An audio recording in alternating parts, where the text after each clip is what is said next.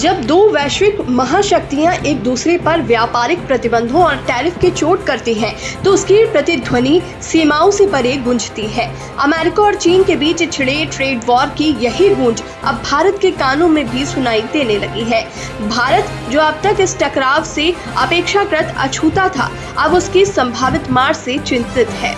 सरकार को डर है कि चीन, वियतनाम और इंडोनेशिया जैसे देश, जिनके उत्पाद अमेरिकी बाजार में प्रवेश नहीं कर पा रहे हैं, वो भारत जैसे विशाल और उपभोग आधारित बाजार का रुख करेंगे।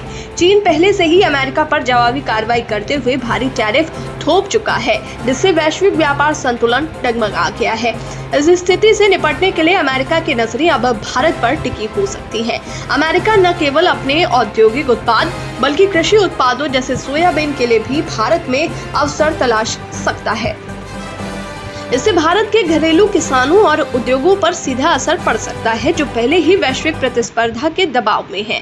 भारत लंबे समय से व्यापारिक असंतुलन की समस्या से जूझता आया है, खासकर चीन और अमेरिका जैसे देशों के साथ।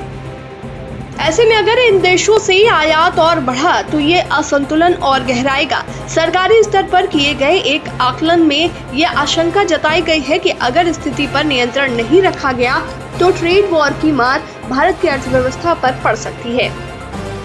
इस संकट से निपटने के लिए भारत सरकार ने पहल की है।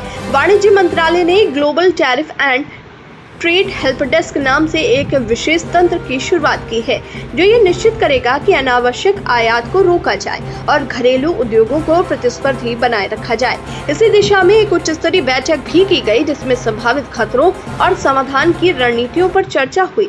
वाणिज्य सचिव सुनील बड़थवाल ने स्पष्ट किया है कि सरकार उन देशों और उत्पादों पर नजर बनाए हुए है जो भारत में आयात का दबाव बढ़ा सकती है। ये एक निर्णायक घड़ी है जहां भारत को न केवल अपने बाजार की सुरक्षा करनी है, बल्कि वैश्विक व्यापार में अपनी स्थिति को भी मजबूती से साधना है।